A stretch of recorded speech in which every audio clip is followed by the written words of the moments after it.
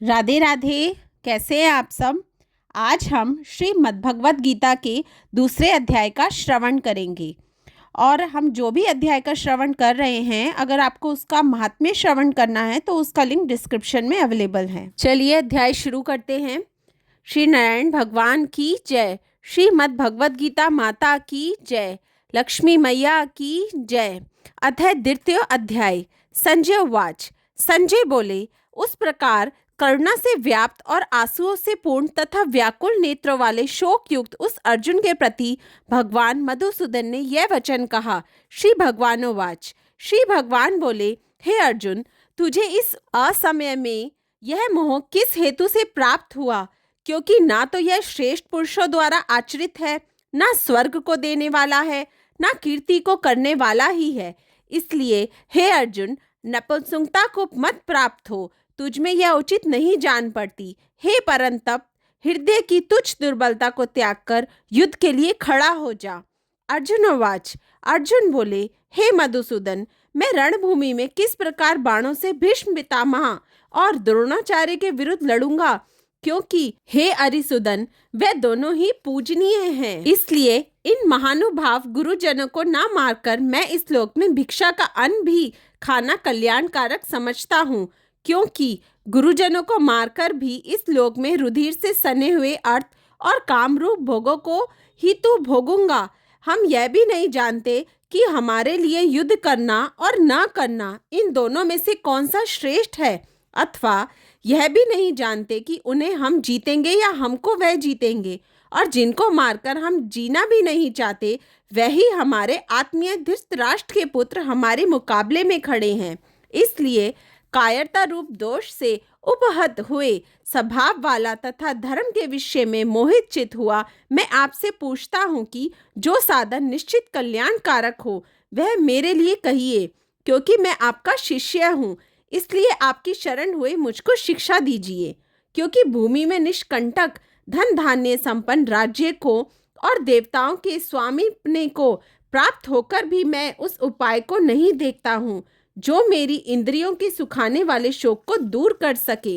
संजय उवाच। संजय बोले, हे राजन, इंद्रा को जीतने वाले अर्जुन अंतर्यामी श्री कृष्ण महाराज के प्रति इस प्रकार कहकर फिर श्री गोविंद भगवान से युद्ध नहीं करूंगा, यह स्पष्ट कहकर चुप हो गए।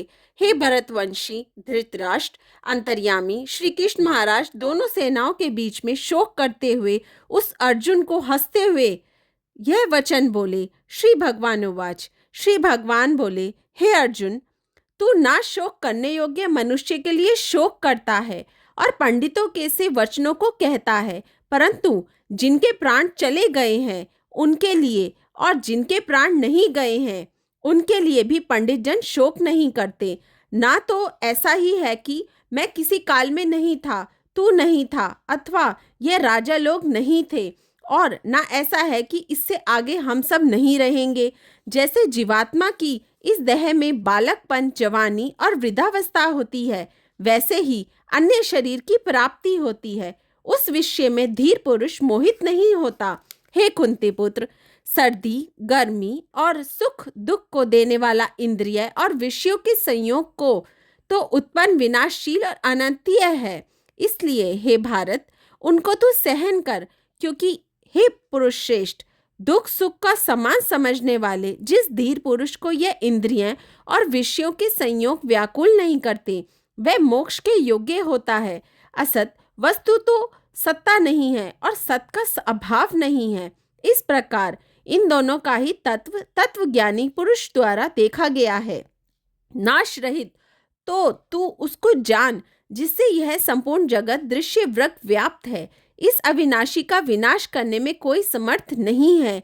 इस नाश रहित अप्रमेय नित्य स्वरूप जीवात्मा के ये सब शरीर नाशवान कहे गए हैं। इसलिए हे भरतवंशी अर्जुन, तू युद्ध कर।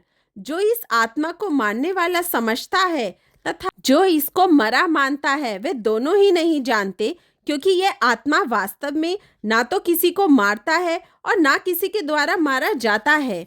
यह आत्मा किसी काल में भी ना तो जन्मता है और ना मरता ही है, तथा ना यह उत्पन्न होकर फिर होने वाला ही है। क्योंकि यह अजन्मा, नित्य, सनातन और पुरातन है। शरीर के मारे जाने पर भी यह नहीं मारा जाता।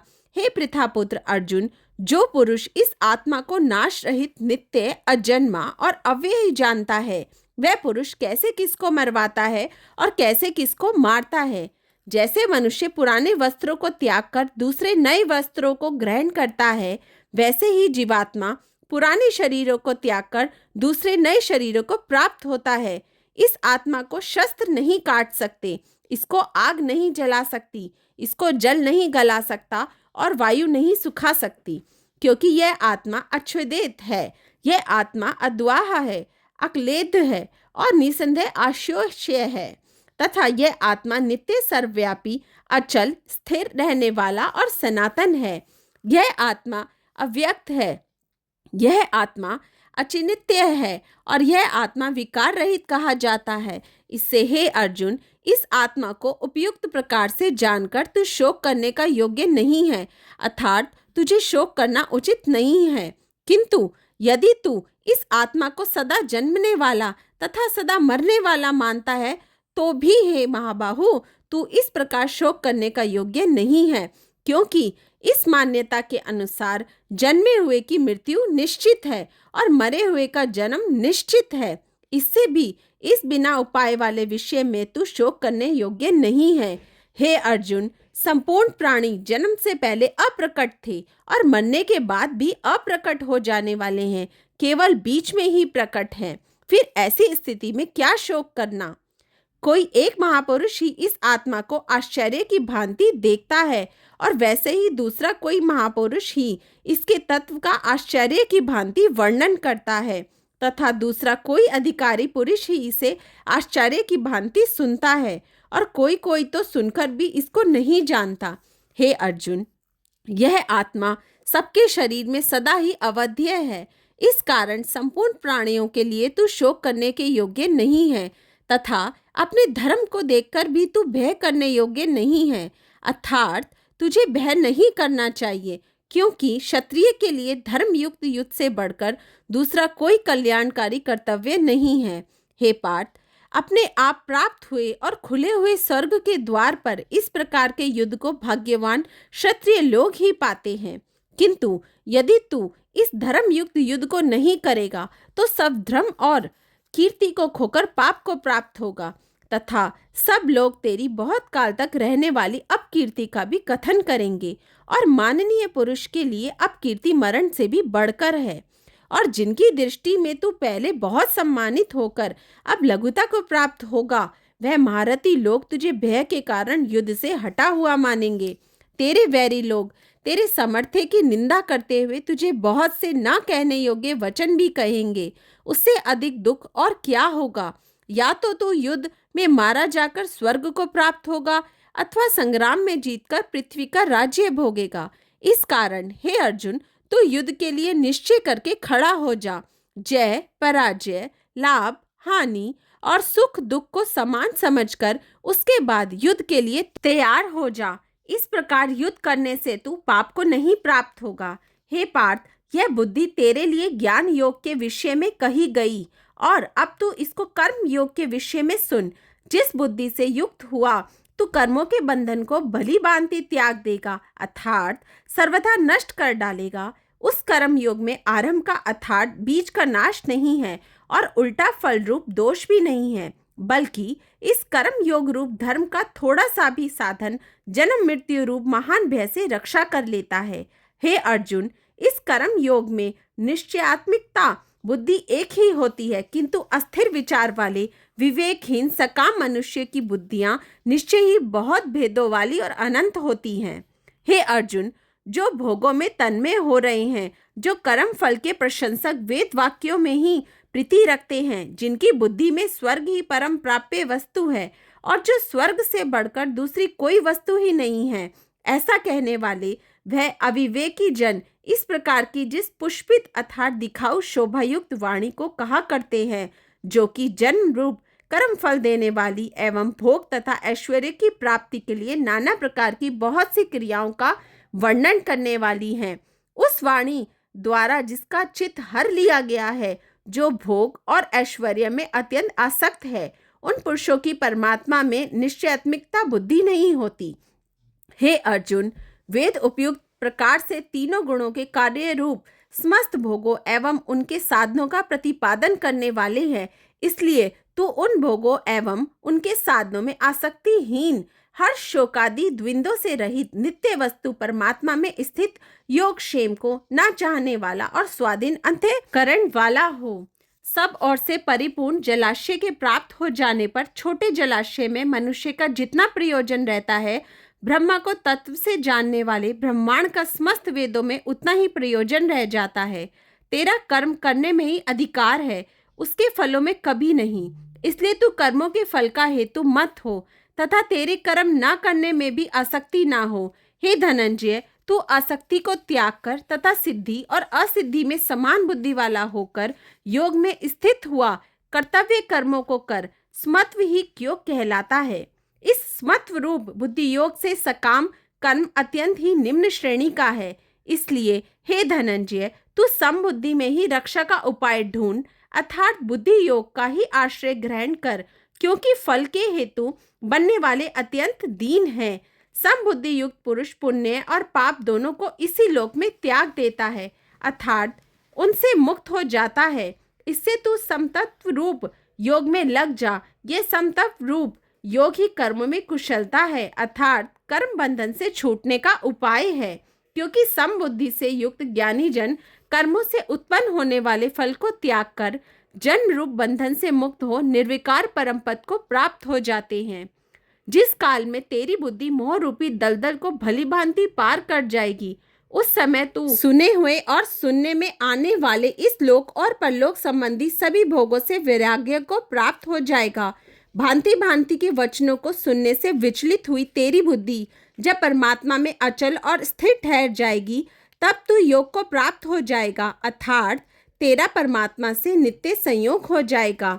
अर्जुनोवाच, अर्जुन बोले, हे केशव, समाधि में स्थित परमात्मा को प्राप्त हुए स्थिर बुद्धि पुरुष का क्या लक्षण है? वह स्थिर बुद्धि पुरुष कैसे बोलता है, कैसे बैठता है और कैसे चलता है? श्री भगवानोवाच, श्री भगवान बोले, हे अर्जुन, जिस काल में यह पुरुष मन में स्थित संपूर्ण कामनाओं को भली भांति त्याग देता है और आत्मा से आत्मा में संतुष्ट रहता है, उस काल में वह स्थित प्रज्ञ कहा जाता है। दुखों की प्राप्ति होने पर जिसके मन में उद्वेग नहीं होता, सुखों की प्राप्ति में जो सर्वथा निष्प्रय है तथा जिसके राग भय और क्रोध नष्ट हो गए हैं, ऐसा मुनि स्थिर बुद्धि कहा जाता है। जो पुरुष सर्वत्र स्नेह रहित हुआ उस शुभ अशुभ वस्तु को प्राप्त होकर ना प्रसन्न होता है और ना द्वेष करता है, उसकी बुद्धि स्थिर है। और कछुआ सब ओर से अपने अंगों को जैसे समेट लेता है, वैसे ही जब यह पुरुष इंद्रियों के विषयों से इंद्रियों को सब प्रकार से हटा लेता है, तब उसकी बुद्धि स्थिर है, ऐसा समझना चाहिए। इंद्रियों के द्वारा विषयों को ग्रहण ना करने वाले पुरुष के भी केवल विषय तो निर्वृत्त हो जाते हैं, परंतु उनमें रहने वाले आसक्ति निर्वृत्त नहीं होती। इस स्थित प्रज्ञ पुरुष की तो आसक्ति भी परमात्मा साक्षात्कार करने निर्वृत्त हो जाती है। हे अर्जुन, आसक्ति का नाश ना होने के कारण यह प्रमथन स्वभाव वाली इंद्रियां यत्न करते हुए बुद्धिमान पुरुष के मन को भी बलात् कर लेती हैं। इसलिए साधक को चाहिए कि वह उन संपूर्ण इंद्रियों को वश में करके समाहित चित्त हुआ मेरे परायण होकर ध्यान में बैठे, क्योंकि जिस पुरुष की इंद्रियां वश में होती हैं, उसी की बुद्धि स्थिर हो जाती है। विषयों का चिंतन करने वाले पुरुष की उन विषयों में आसक्ति हो जाती है। आसक्ति से उन विषयों की कामना उत्पन्न होती है और कामनाएं विघ्न पड़ते ही क्रोध उत्पन्न होता है। क्रोध से अत्यंत मूढ़ भाव उत्पन्न हो जाता है। मूढ़ भाव से स्मृति में भ्रम हो जाता है। स्मृति में भ्रम हो जाने से बुद्धि अर्थात ज्ञान शक्ति का नाश हो जाता है और बुद्धि का नाश हो जाने से यह पुरुष अपनी स्थिति से गिर जाता है। परंतु अपने अधीन किए हुए अंतःकरण वाला साधक अपने वश में की हुई राग द्वेष से रहित इंद्रियों द्वारा विषयों में विचरण करता हुआ अंतःकरण की प्रसन्नता को प्राप्त होता है। अंतःकरण की प्रसन्नता होने पर इसके संपूर्ण दुखों का अभाव हो जाता है और उस प्रसन्नचित कर्म योगी की बुद्धि शीघ्र ही सब ओर से हटकर एक परमात्मा में ही भली भांति स्थिर हो जाती है। ना जीते हुए मन और इंद्रियों वाले पुरुष में निश्चयतात्मिकता की बुद्धि नहीं होती और उस अयुक्त मनुष्य के अंतःकरण में भावना भी नहीं होती तथा भावनाहीन मनुष्य को शांति नहीं मिलती। और शांति रहित मनुष्य को सुख कैसे मिल सकता है? क्योंकि जैसे जल में चलने वाली नाव को वायु हर लेती है, वैसे ही विषयों में विचरती हुई इंद्रियों में से मन जिस इंद्रियों के साथ रहता है वह एक ही इंद्रिय इस अयुक्त पुरुष की बुद्धि को हर लेती हैं। इसलिए हे महाबाहो, जिस पुरुष की इंद्रियां इंद्रियों के विषय से सब प्रकार निग्रह की हुई हैं, उसी की बुद्धि स्थिर है। संपूर्ण प्राणियों के लिए जो रात्रि के समान है, उस नित्य ज्ञान स्वरूप परमानंद की प्राप्ति में स्थित प्रज्ञ योगी जागता है। और जिस नाशवान सांसारिक सुख की प्राप्ति में सब प्राणी जागते हैं, परमात्मा के तत्व को जानने वाले मुनि के लिए वह रात्रि के समान है।